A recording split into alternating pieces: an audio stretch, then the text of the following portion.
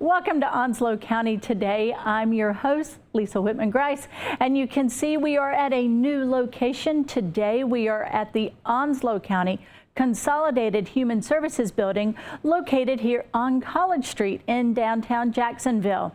You know, the holiday season is upon us, and we have some wonderful guests to share all kinds of opportunities here in the community. We're going to first speak with Duchelot Pierre with the Onslow County Adoption Unit. November is Adoption Awareness Month, and we want to know more about our families here in Onslow County. We're also going to speak with DaDonna Coulter and with Kristy Hill about our foster family program and the Angel Tree program. We can all be an angel in this season. We'll also talk with Jennifer Randall from the Onslow County Public Library about family story times and some fun things they have planned for this fall. We'll also speak with Jessica Gardner with Onslow County Cooperative Extension, because not only do we want the holidays to be fun, we want them to be safe. We'll also visit with Megan Winn with Onslow County Health Department about updating our immunizations and vaccinations in this season. And finally, a conversation with Jessica Edwards about the fun things that are going on at Onslow County Park and Recreation. As always, we're so glad that you're here for Onslow County Today.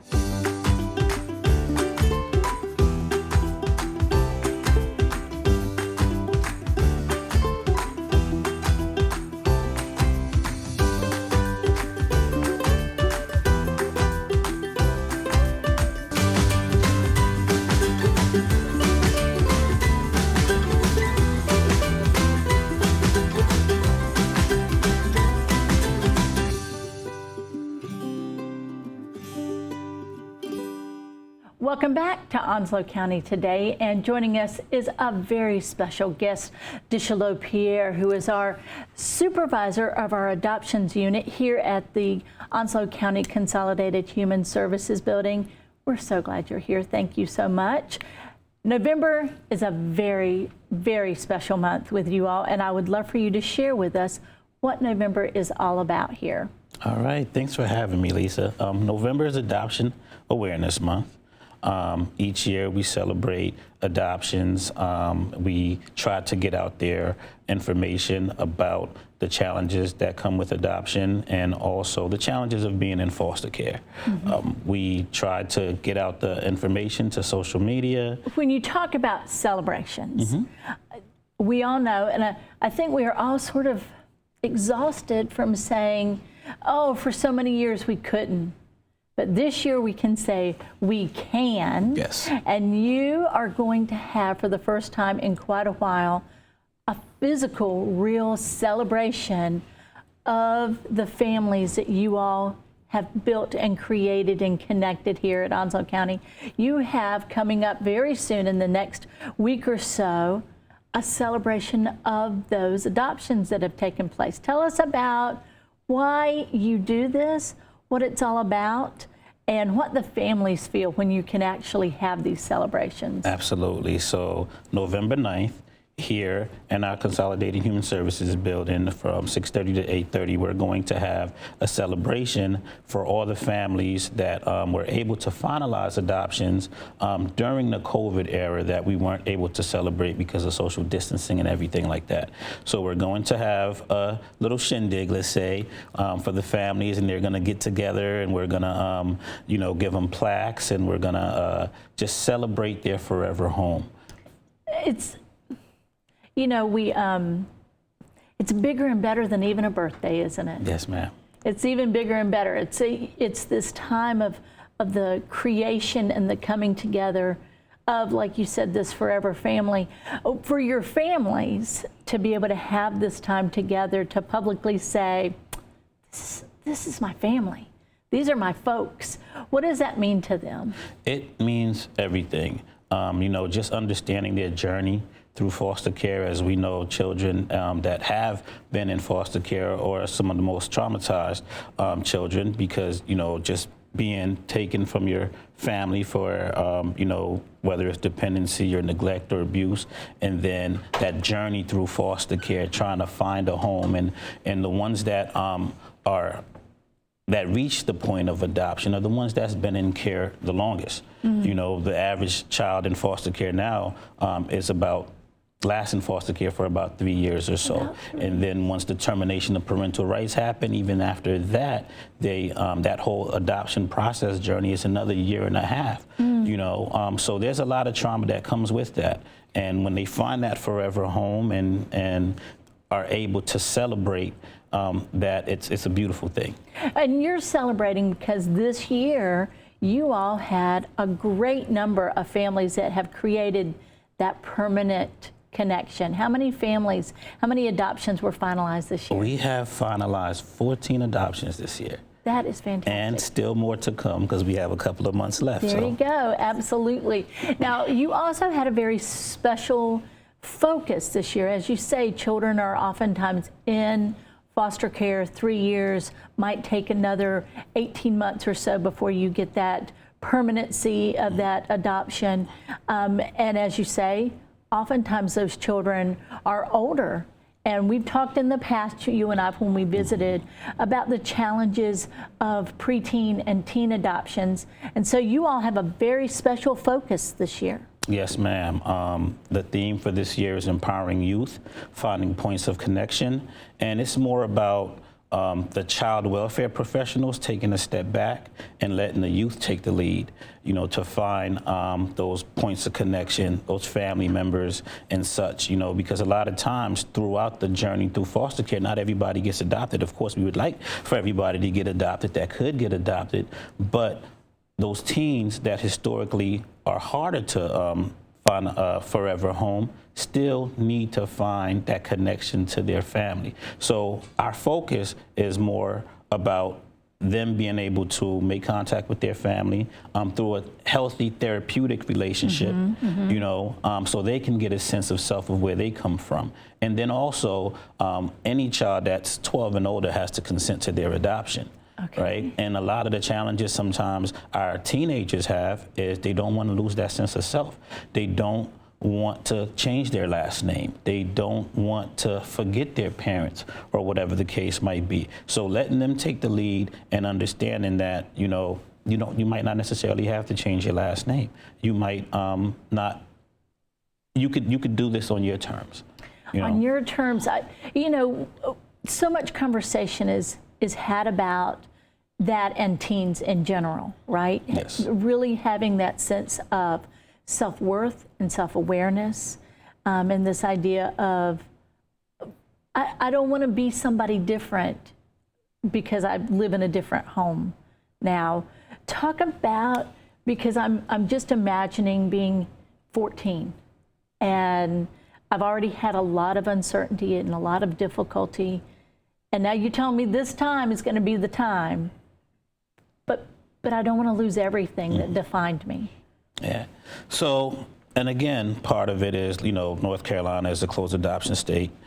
So sometimes teens, they feel like they're going to lose that connection between their birth family or whatnot. And ultimately it is up to the adoptive parent to decide if it's healthy for that adopted child to maintain that connection with their family or whatnot. But being a teen and being able to have that conversation, being able to have that open dialogue to find a healthy way to connect the birth family with the adoptive family, so they can maintain that sense of self is very important. That is what I don't know, I'm just trying to think about the evolution of the process of, it is a closed, the information is not available to us, but there's a reason I have green eyes or blue eyes or brown eyes. There's that sense of that need in all of us to kind of know our story or hold on to parts of our story. What a great opportunity that you all are giving these teens. So thank you for that. The last thing we want to talk about certainly is your team, which is a small team, but you all get to celebrate with these families. You work hard to build these forever families. You're on your way out the door right after we finish speaking. Yes, ma'am. And so I just, to celebrate what you all do, talk about your team and how you feel when you get to make these connections?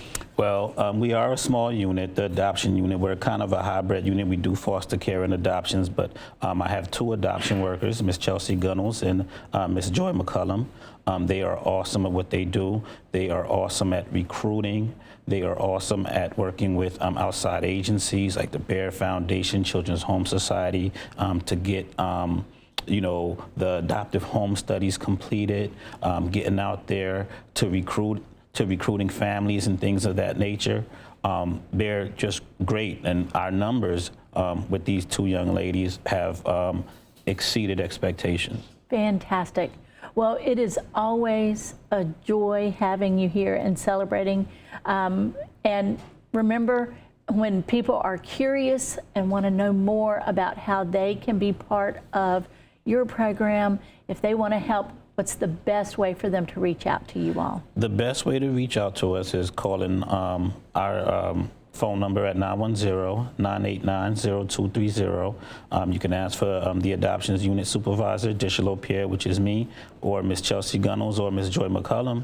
We'll get you any information that you need if you want to, or you're interested in adopting or fostering to adopt or anything like that. We'll explain to you what that process is like and give you any information that you might need. Well, we thank you so much. We're going to let you go. We know you're running from place to place today, but thank you for all that you do for our families. And thank you for having me. Welcome back to Onslow County Today. And joining us now is one of our favorite friends, DaDonna Coulter with Onslow County DSS. DaDonna, thank you for being here. Thank you so much, and good morning, Lisa. You know, we always have the great privilege of talking with you and members of your team about being a foster family, a foster parent, and what that means.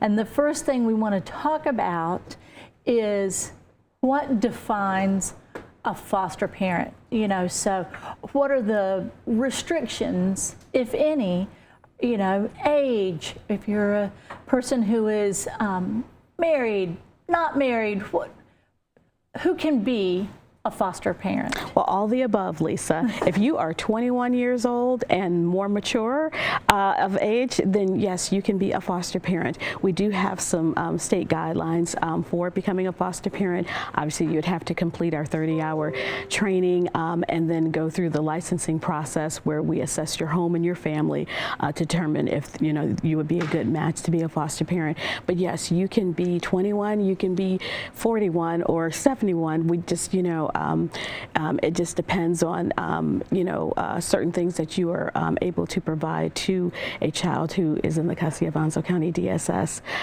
We appreciate all those who are interested in opening their homes and hearts to children who are in need of the stability and safety that all children deserve.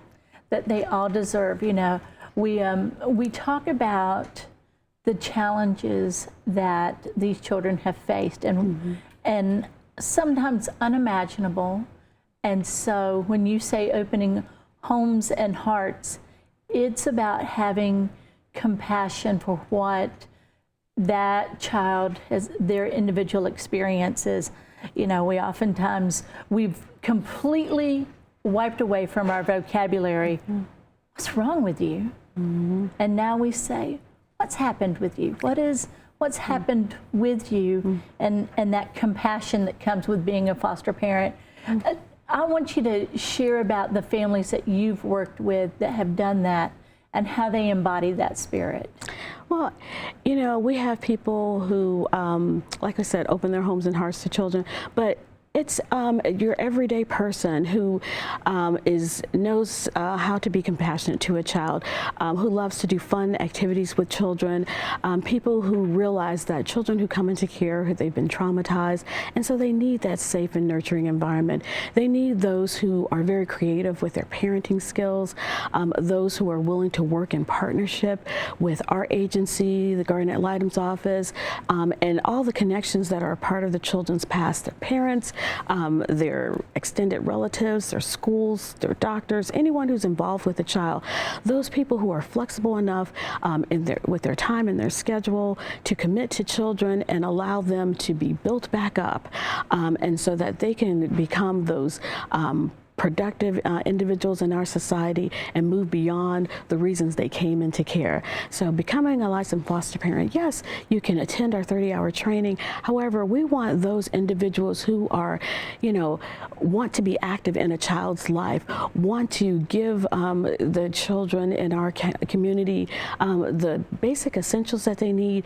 In addition, go above and beyond, include them in extracurricular activities, help them if they have some academic challenges or some needs to address why they came into care. We need those kinds of people who are willing to commit to a child. And whether you're a single parent or two parents, whether you're a more mature adult, we want those individuals to give our children what you would give to your own child. Welcome into a home where there may be pets, or where you may be outdoorsy people and take our kids on a camping trip, or travel with our children, or include them in activities that they wouldn't normally be involved in, but to help broaden their horizons, if you will.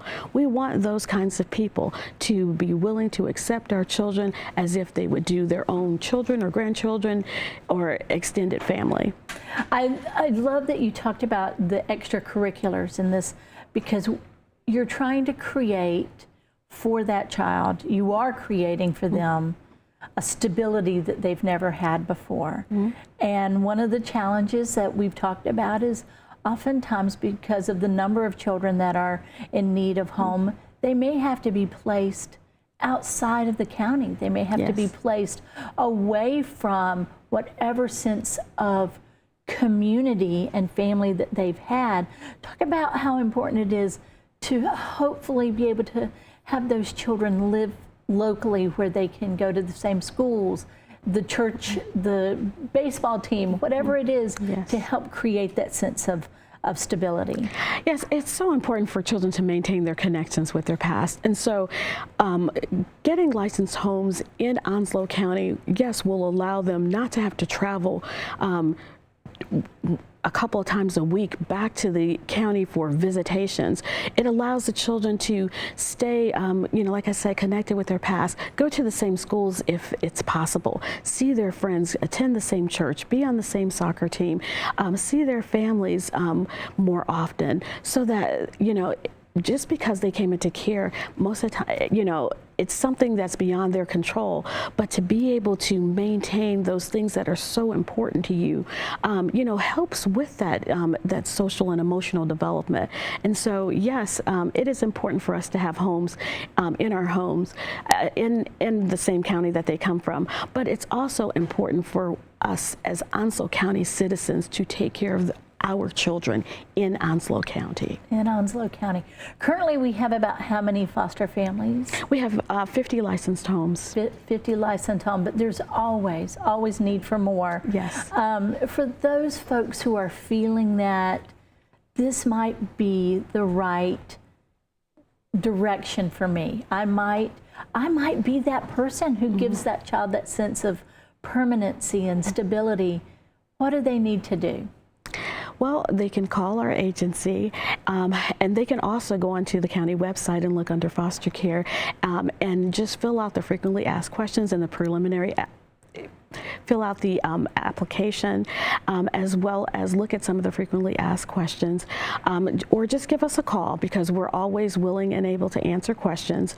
But we do want people who will not only commit to the training, but commit to the licensing process. And then we have a significant need for placement of older children.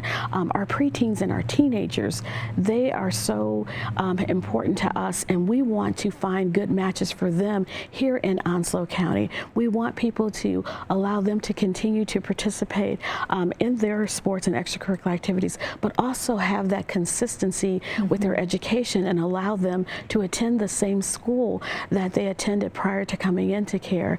It's so important for them to get that stability that they need. We know that foster care is temporary. It could be 3 days, 3 months, 3 years. We don't know.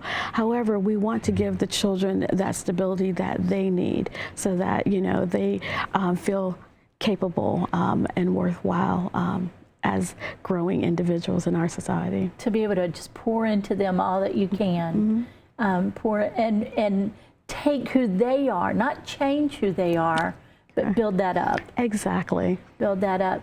Now, we do know that, you know, that's the other thing is you all don't just say, okay, you're a foster parent, so much reinforcement, so much support. Talk about the trainings and a little bit, because we're going to invite you back next month as well to talk more in depth about the trainings, but talk about what's coming up the first of the year and the sort of things that those trainings might look like. We'll have our TIPS MAP class, which starts January 22nd through February 22nd here at the agency. And the classes are from 5:30 to 8:30 every Monday and Thursday nights. And we go over a lot of information talking about how to, you know, basically it gives you more insight on how to care for a child who has been traumatized and comes into the custody of a local agency like Onslow County DSS. And so it's so important for people to get that overview and gain that insight so that they're more equipped than what they were to provide care for our children. Now, we do require our foster parents, once licensed, to receive additional trainings, 20 hours of training, but we encourage training wherever is needed. But when a person is licensed to become a foster parent, not only do they attend the classes, but we require everyone in the home, including pets, to have a physical. We do, they have a fire inspection. We do an environmental conditions where we walk through the home and assess it to determine if, you know, it is a safe environment for our children. We also have many other items that are required, but those are some of the most significant things that need to be completed prior to becoming licensed. You know, I think about, we always use that term, it takes a village, right? Yes. But what a village this is here at Onslow County DSS, what you all do for the love and compassion for children of all ages. Again, please remind folks just one more time, the website so that they can learn more if they're interested in being a foster parent here in Onslow County.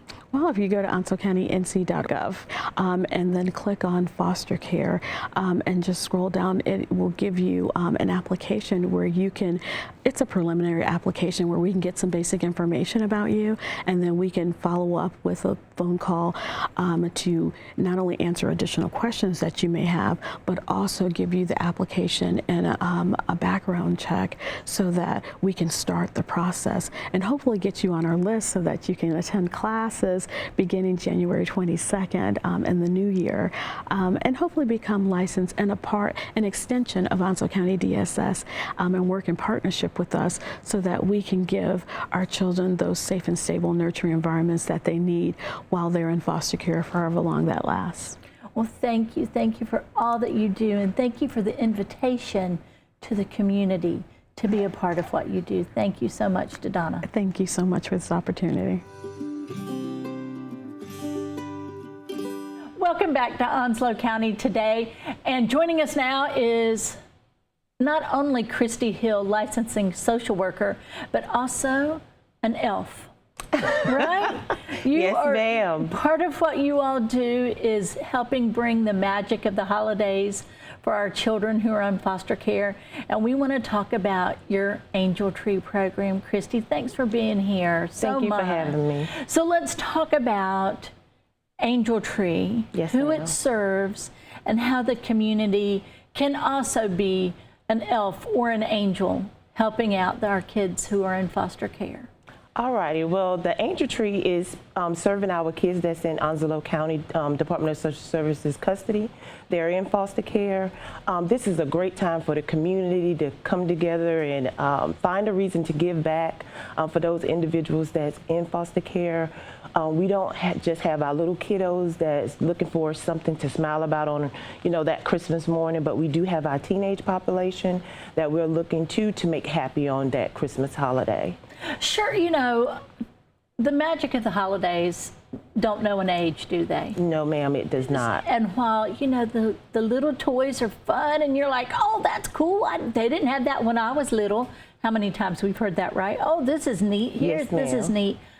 We cannot forget about our big kiddos either. So you all take all of that information from our foster families, and the children who are in custody, who are in care, they make their own magic wish list, don't they? They do. They do. We have the foster parents to get with those kids that's in foster care and ask them what they are looking to have for the holiday season for Christmas. And so they make their Christmas list, and then they return that back to the social worker. And the social workers, of course, get that information. We put it on our Angel Tree and hoping that our kids get what they are wishing for. So we hang it up, we hang up the angel. If we go into one of the agencies or facilities where there is an Angel Tree, then members of the community can select that angel and then go be a magical helper. Yes, ma'am. We are, usually during this time of year, we have been fortunate to have the community of Onslow County to be very generous during that time of year. We always usually have a great turnout when it comes to the Angel Tree. When it comes to not just toys that they give, they do donate monetary gifts as well as gift cards for our kids. And again, this is an exciting time, and we're looking to have a big turnout this year too with the Angel Tree. Okay, so where, as we kind of kick off the month of November, and we've got this whole season until the early part of December to acquire those special gifts, where can we find those Angel Trees? We're going to have 3 locations, one being here at the Consolidated Human Service Building, located at 612 College Street. Another one at Onslow County Fitness Center, located at 1140 Henderson Drive, Jacksonville.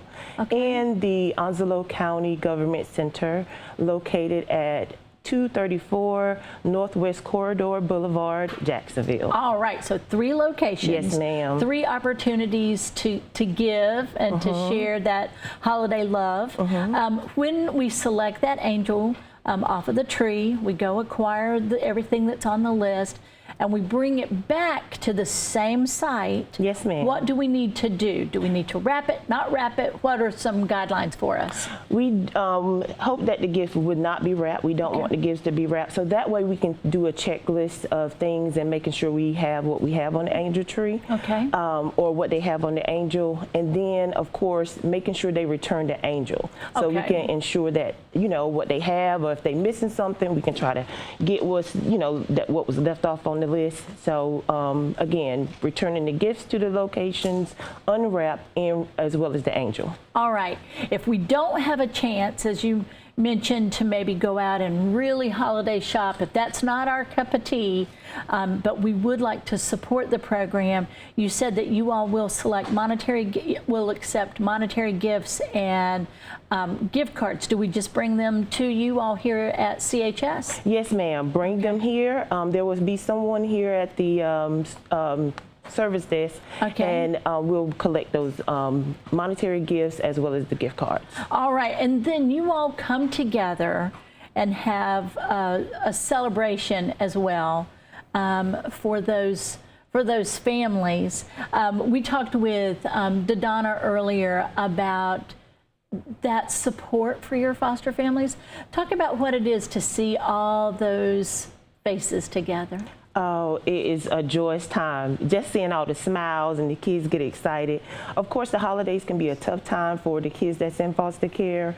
So therefore, we just try to bring a big smile to their face and make it seem almost as they are at home. I know there's no place like home, but we try to bring that excitement here of course, when we celebrate to have our Christmas party, and again, it's a wonderful time for everybody.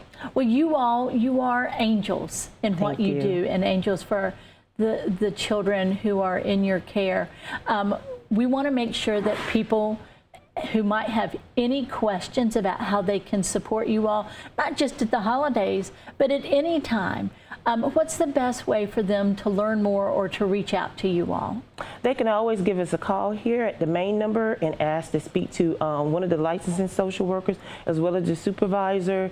The number here at the Consolidated Human Service Building is 910-989-0230. Very good. Well, Kristy, thank you for being here today. Thank you for bringing holiday spirit to all of us and for everything that you do for Onslow County families. All right, thanks again for having me. Welcome back to Onslow County Today, and joining us now is Jennifer Randall from Onslow County Public Library. Jennifer, thanks for being here. Well, thank you for having me. Now, we're going to tell people that you don't always, I mean, you're cute, Jennifer. You are always cute, but not always this cute. Yes. What is the special occasion? So as of right now, it is our Spirit Week. So we're being festive. Today is Book Character Day, so I am dressed as If You Give a Mouse a Cookie. And so you got me on a good day. You got you on a great day. Yes. And I have to say, like, this is the best. I mean, this entire series. Yes. If You Give a Mouse a Cookie, Pig a Pancake, Moose a Muffin, they're what the else? best. A Dog, a Donut. So there's a lot of different books in the series that are absolutely wonderful, and it gives a good life lesson for the kids, but it's also very funny and joyous for them as well. So the pictures are fantastic, so if you haven't checked them out yet, please make sure you do. This is, I mean, and it is. I mean, this is a quote that we still use at our house. Yes. You know, if you're gonna, well, there might be some follow-up. Yes, absolutely. There's always maybe there's a part 2 to this question. Yes, it's a good life lesson, not only for the kids but for the parents as well, to kind of remember that, you know, with everything, there's always something else that comes after it. So just be prepared. Just be what comes next. Yes. And so we love those life lessons for our families. Yes. And the first place that we engage oftentimes with children with our public libraries, it is at our story times. Yes. And if you want to witness a joyful time, talk about what those story times look like, because this is from 0 to 5. to up. It's up, yeah. Right. Because we offer family story times in Sneads Ferry, Swansboro, and Richlands. And they have a family story time. So for families that have kids of multiple ages, that gives them the opportunity to be able to go and bring all of your kids and enjoy that time with them for story times. And then in the main branch, we also offer individualized age story times. So we also have baby story times for 0 to 1-year-olds. We have toddler times for 2 to 3-year-olds. And then we also have our preschool story time that's for the 3 to 5-year-olds. It's, you know, these first moments that we're introduced to language and the cadence of music and sing-song when you read books like If You Give a Mouse a Cookie. Talk about that in terms of bonding time and also of kind of cognitive development, what that means. Absolutely. So the library focuses on the Every Child Ready to Read curriculum, which engages everything, because literacy is not just reading, it's not just books. Literacy is life skills as well. So we really try to hone in on that when we're doing our story times. So with each one of our Every Child Ready to Read curriculum points, it's reading, writing, song, dance, and writing. Did I already say writing? That's okay. But it allows them to be able to hit all those nuggets with the story time. So when we're singing and dancing, that's hitting a literacy, a literacy point where they're repetitive and they are singing and listening and dancing. Movement is a very big part of that as well. So we always try to have not only just reading a story, because anybody can really read a story, But when you get up there and you dance and you engage with those children, and we do definitely expect our parents to also be engaging with their children while they're at story time, because if they're not engaged in a story time, then the children are going to also look at their parents and say, well, if they're not doing it, then why should I do it? So we encourage parents to engage with their children and participate just as much as their children do. So that shows their child that this is fun, and reading is fun, and dancing is fun, and being silly is fun. And it also helps create that socialization bond between the parents and the children, but not only that, but other children. Absolutely. And other adults. That sense of engagement in the Storytime classroom, where you might have, that child who is a little bit shy, who is at home more often than out in the community. This is their moment to meet little buddies as well, and it's fantastic to watch. Story times, family story times, all of your locations. And then you all are also super busy during the holidays. November is a very special month because we are recognizing Native American Heritage Month. What are some of the things that you all have scheduled? So our Sneads Ferry branch is having a cultural day out there, so make sure that you're checking that out. And we also have our we're also going to be going out to the Native American Heritage Festival, the Powwow. That's going to be actually on November 4th, and I think the 3rd and the 4th. I have to check. 3rd, 4th, and 5th. Yes. They've got a lot going on at the Veterans Powwow. It's a great community event. And then we know that you all are going to have all kinds of cool things as we get into the fall and the winter, and special holiday activities and crafts. The library is, as we said, for all ages. Yes. And it's all kinds of ways for people to engage. We sometimes don't even need to, if it starts to get dark earlier, if it's a little chilly outside this winter, you also have great ways to engage with the library through your different technological services as well. Love for you to talk about that a little bit. Yes, we have a huge base of and resources that are digital. So if you don't want to leave your home, that's okay. We still have those resources for you. So if you go onto our website, there is a tab about our digital resources, and we offer Hoopla, which is a digital resource for ebooks, audiobooks, and movies. And then there's also Libby, our NC Digital Library, that offers that same service. And with the NC Digital Library, you can also get your children's books and your teens. So it also goes based on the category and age group. So you're not just looking at adult books, you can look at all of those. We also, for our younger patrons, we have Tumble books that they can get from home. And this is a very engaging app where the parents and children can get on. It reads the book to them. It has interactive readings, but it also has interactive activities and puzzles that they can do for comprehension purposes. So if we're not dancing with you all at the library, we can just dance at home and read for a book. Read at home. Jen, one more thing I want you to share, and that is about the ways in which we can find out about all the great things that our public libraries do at all of our locations. I'd love for you to share about your newsletter, your website, your socials, everything. How do we know more? Yes. So if you go into any 4 of our branches, we have the Jacksonville branch here on Doris Ave. We also have our Richlands branch. We have our Sneads Ferry branch, and we also have our Swansboro branch. And when you go into any of those branches, you'll find our newsletters. And these will give all of our programs, both digital and in-person programs, that we have available at all 4 branches in this nice little booklet. You can grab one of these. We also have individualized calendars per month that they can grab, and that gives all of the information on all of the resources that we have available. You can also go onto our website, which is the onslowcountync.gov/library, and that will give you access to our main library webpage. But we also have a really great public communications specialist, Miss Tori, and she does a fantastic job with our social media and keeping that up to date. So if you go onto our social media with Facebook, Instagram, you can go on there, and that'll give a lot of really great resources on upcoming programs as well. Awesome. Well, Jennifer, we are so glad that you were here today and that you were able to share all of that with us. If you give a mouse a cookie, They might want some milk. They might want some milk. Thank you, Jennifer Randall from the Public Libraries. We look forward to visiting with you in the future. All right, thank you so much for having me. Welcome back to Onslow County Today. And joining us now is Jessica Gardner with Onslow County Cooperative Extension. Jessica, thank you for being here. Good morning. Thanks for having me.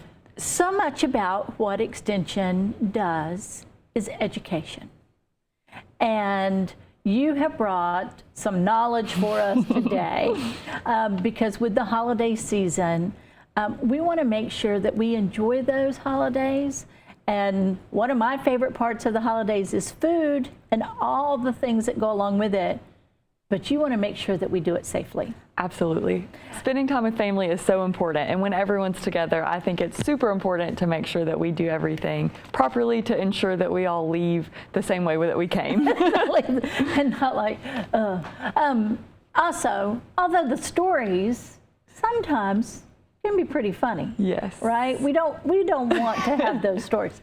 So we want to start with sort of the king of the holiday table, yes. And that's turkey. And there are hotlines for this. This is so important that we get yes. this right. This is the star of the show, but he also brings with him some problems. Lots of challenges, especially when we buy in advance, and we often have frozen turkeys, and we're always looking for the biggest, best turkey we can find, but that takes a lot of time to thaw out if we buy in advance. So there are 4 methods of thawing food properly, and this goes for any food, not just turkeys, and that is in the refrigerator. So you can just leave it in the refrigerator a few days in advance, in cool running water, so in the sink, in the package with water. If you don't want to leave the tap running, you can change that water every 30 minutes.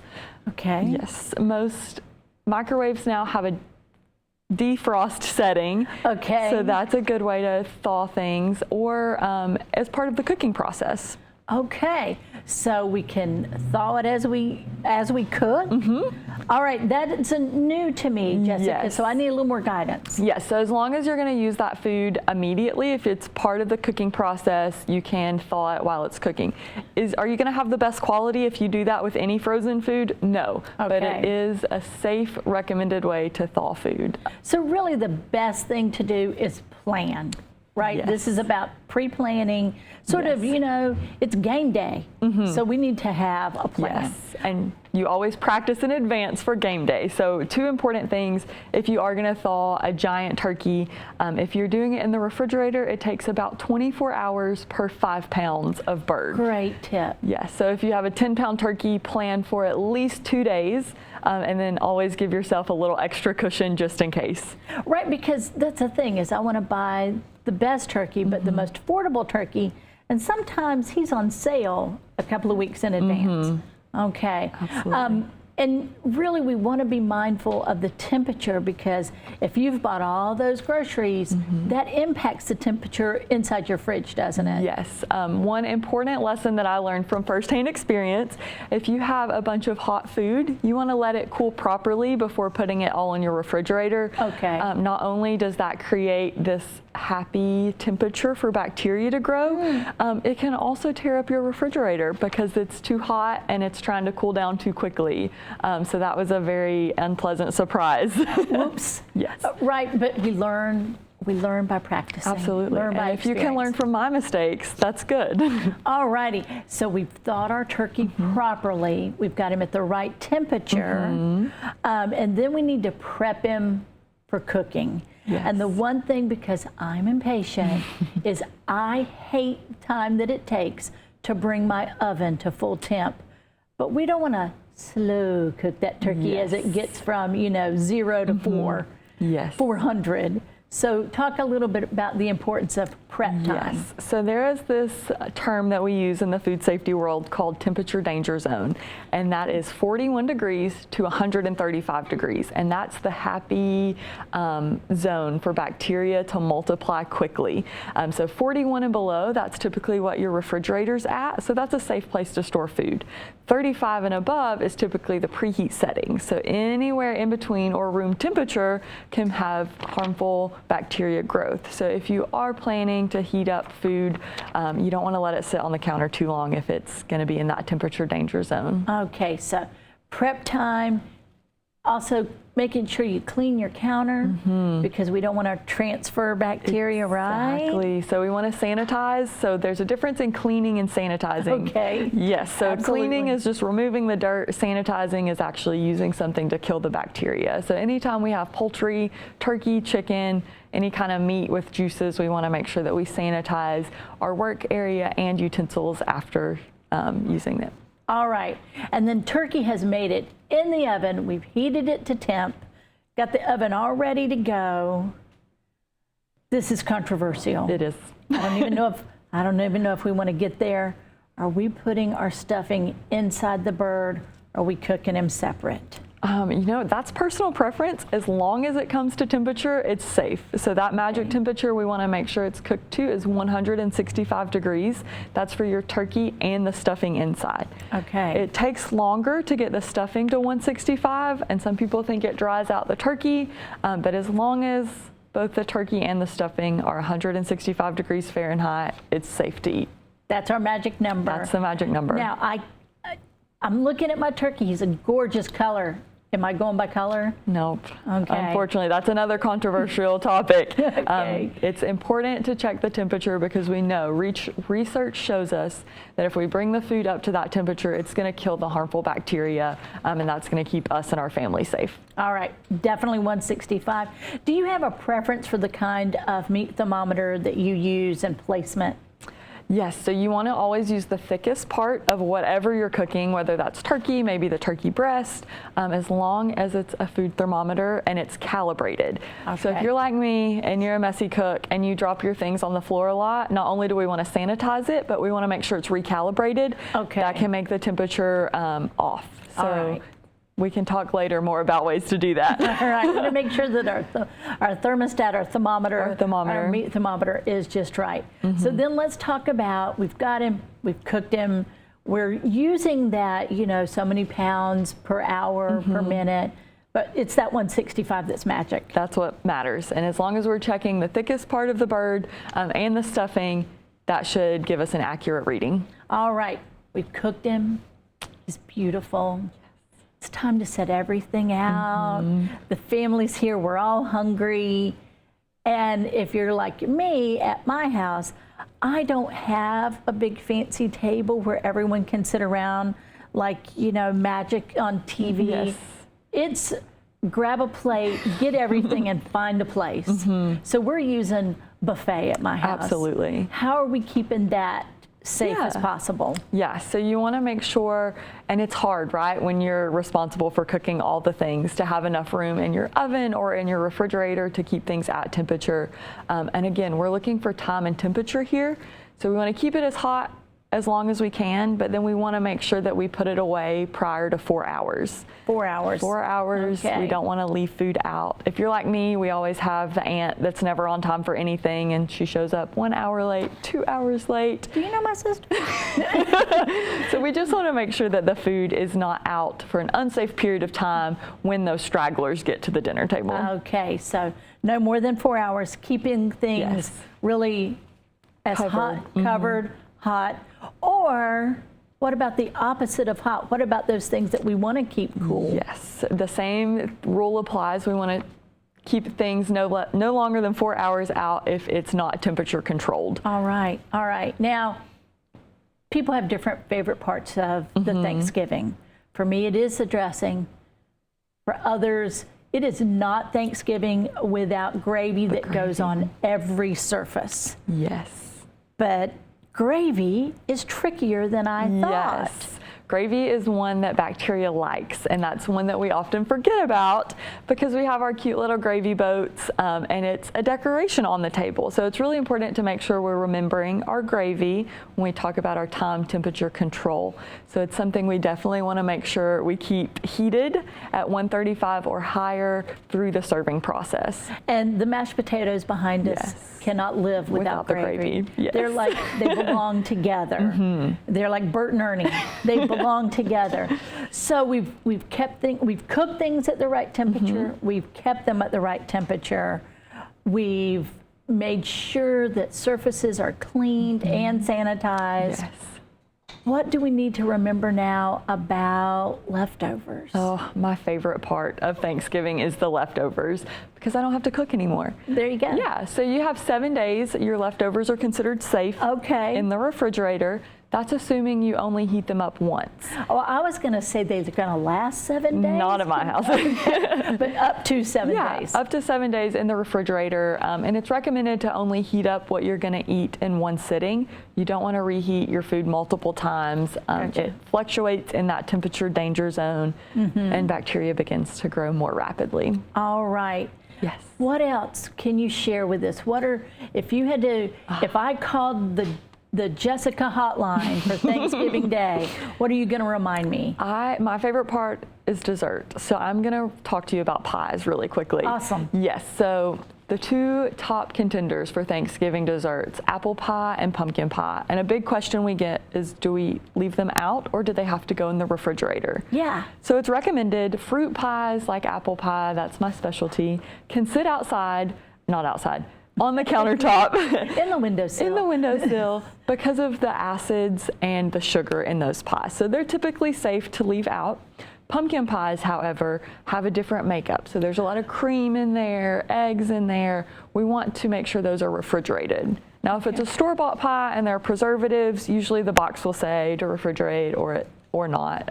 So go by your best judgment on that. And then most other baked goods, if there's cream or frosting, they need to be refrigerated as well. And absolutely, the last thing that we want to share is we love these foods, right? These are all fantastic. The danger of a buffet line or leaving things out, and you and I know because we love our animals, is we do want to keep them safe too, Jessica. Just a few reminders that our pets should not have a lot of these things on our regular menu. Yes, very limited portions, and make sure, check with your vet to see if they're safe. That's the best advice I could give. Absolutely. So we're following all these great precautions, and with that, we're going to have a great holiday. You all are remarkable because you do offer so much great information. If people want to know more about Cooperative Extension, about following up about any of these safety tips, how do we need to find out more? So we're on social media. So if you have Facebook, that's where we post a lot of our upcoming classes, flyers. There's always a 4-H club meeting or a food safety class you can join. Awesome. We have our website, onslow.ces.ncsu.edu. It's a mouthful, and we try to keep that up to date. And you're always welcome to call our office, and we can chat about any type of food safety you'd like. Well, thank you for the safety tips because a safe holiday is going to be a happy holiday. Absolutely. And just tell me what time lunch is. Thanks, Jessica, for being here. Thank you, Lisa. Welcome back to Onslow County Today, and joining us now is Megan Winn with the Onslow County Health Department. Megan, welcome back. Thank you, and thank you for having me. Now, I have to say, I feel like we just visited. I know. And in the meantime, you have a whole new person in your life. I sure do. I have a whole little baby. Congratulations. Thank We're so you. glad. Welcome to the world. Yes. Welcome to the world. We want to talk about flu and COVID and RSV, because while this might be a fun and happy holiday season, it also means that we're all hanging out together and we're close and we're out shopping and we want to be as protected as possible, right? Absolutely. So flu season, COVID, RSV We're underway. are underway. Unfortunately, this season has begun, Yes. and we want to get our vaccination. So let's start with flu because it's an oldie but a goodie, Absolutely right? right. Sort of, right? Sort of. You're right. So let's talk about flu and flu vaccinations. that we need to get? Sure. So our flu vaccines can start at 6 months of age.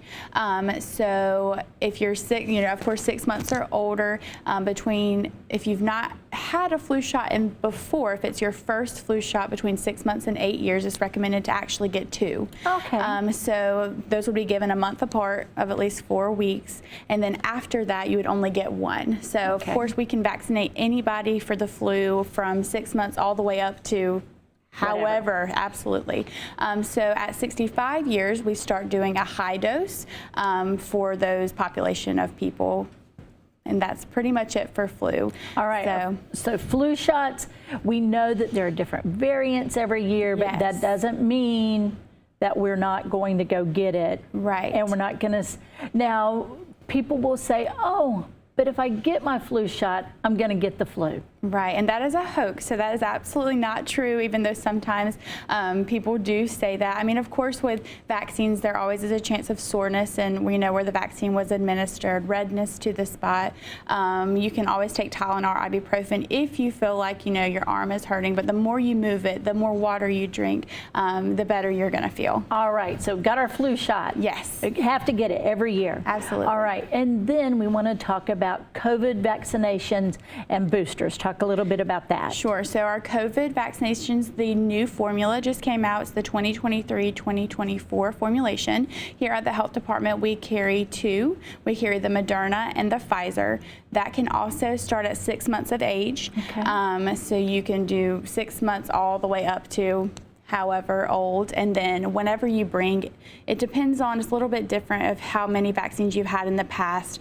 So you'll pair with the nurse and they will figure out, both of them now are kind of like a one and done. So if you've not been vaccinated before, it'll just be this one, and then you won't need another one until there's an update. Does that make sense? It does. So, for example, when we had our initial vaccinations, we did 2 doses essentially, and then had a booster later, the next year. Right. So we'll have that conversation with the nurse. Right. And you have Pfizer and Moderna. Pfizer and Moderna, that's correct. Okay. All right. And then certainly the conversation has really turned to RSV. For people who have children, we've talked about this respiratory virus that they get, but this is also a conversation we're having for our seniors as well. Talk more about that. Right, so there's been 2 new vaccines that have come out. One of those, like you already said, is for the infant population. So any infant can get the vaccine as long as it is their first RSV season. Okay. So if it's their first RSV season, they can be eligible to get the vaccine. The only stipulation with that is if the child was born premature or had a dose of the vaccine called Synagis, which is also for RSV that they give to neonates in the hospital. Okay. If they have had that within the same RSV season, they do not qualify to get the Beyfortus is what it's called, the RSV vaccine. But other than that, it's perfectly safe for them to get it if it's their first season. Very good. And then let's talk a little bit about our senior population, because we want to keep our grandmas and our granddads, especially, because we want to all be together. We've not all been together. We've had a really great year. And we want to keep it going. So the adult RSV vaccine, you have to be 60 years or older to qualify. And the reason that is, you have the infant one and the 60 and older, because those are our 2 areas of population where complications, if they get RSV, are going to be more severe for them. So you have to be 60 years, and it's just a one and done as well. You get the vaccine, and then you will be considered good, basically. Fantastic. Now, our Onslow County Health Department provides these vaccinations, but there's a process. So how do we best get in line, make our appointment? What do we need to do? So you can call the health department. We're here Monday through Friday. We start at 8 o'clock in the morning, and our last appointment is around 3:30. So you just call the main line and then say, hey, I want to get this shot, and they will help you make an appointment to be able to come in to see us. All right. And so we can call you all. You'll assist us with that. And then we can come in once we've got an appointment and get our immunizations, our vaccinations Absolutely. for the season. Yes, and it is very important to make sure that if you do have insurance to bring your insurance information so we can get that filed. And one other thing I forgot to talk about with the COVID vaccine, that one is going to be completely covered regardless of your insurance status. Absolutely. All so if you have insurance, if you don't, that one will be free. RSV is different for the older population, but the COVID will be free. All right.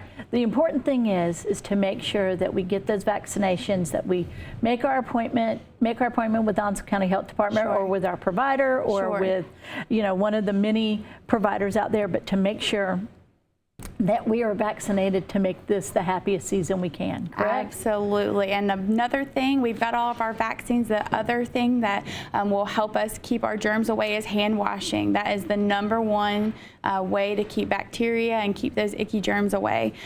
Keep your hands washed. Wash them for 2 minutes at least whenever you can sing happy birthday to yourself. That's kind of a tip I always tell everybody, especially kids, because they think it's fun. And wash your hands, cover your coughs, and let's try to stay healthy. Let's try and stay healthy and do all that we can. Yes. Megan, Winn, it is so great to have you back. Thank you for these wonderful insights into getting our vaccinations and just in general how we can stay healthy through the season. Sure. Thank you so much. Thank you so much for having me.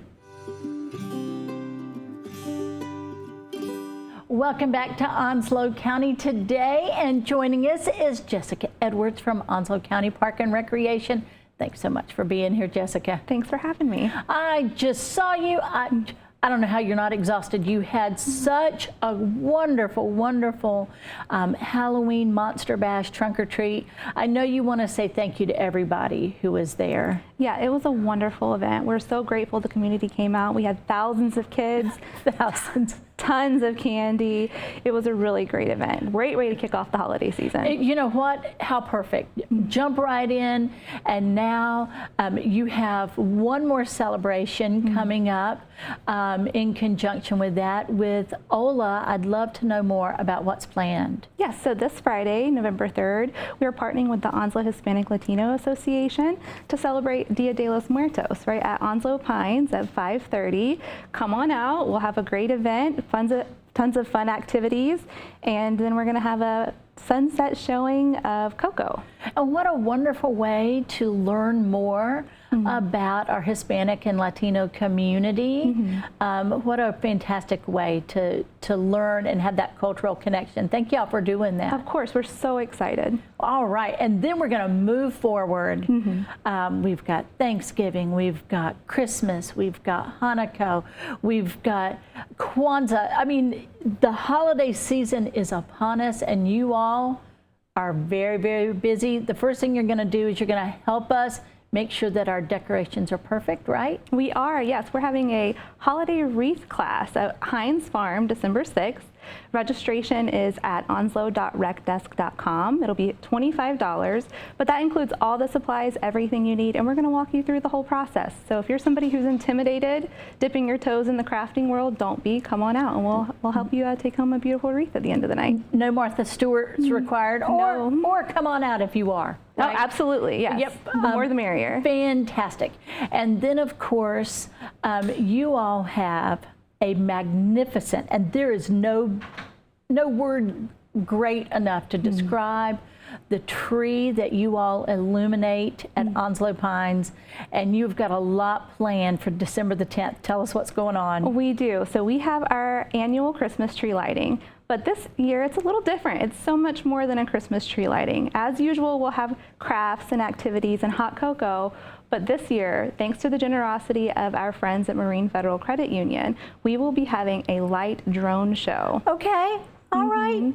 So think hundreds of drones in the sky throwing Christmas images for everybody to see. Holy cow.